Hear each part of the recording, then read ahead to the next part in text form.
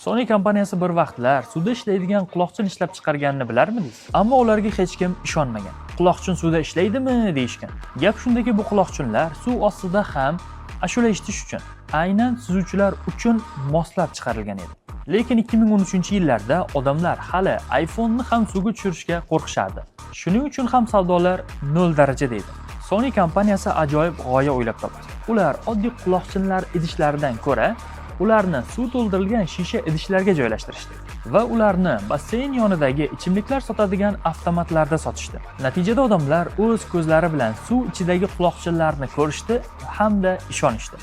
Sotuvlar soni esa 400% ga ko'tarildi. Bir yilda esa butun partiya tugatildi. Bu Sony tarixidagi eng muvaffaqiyatli reklama bo'ldi. Mana shunaqa marketing yurishlari afsona bo'lib qoladi. Sizningcha hozirgi kunda qaysi brend mana shunaqa marketing strategiya qiladi? Biznesga oid foydali videolarni kuzatmaslik uchun menga obuna bo'ling.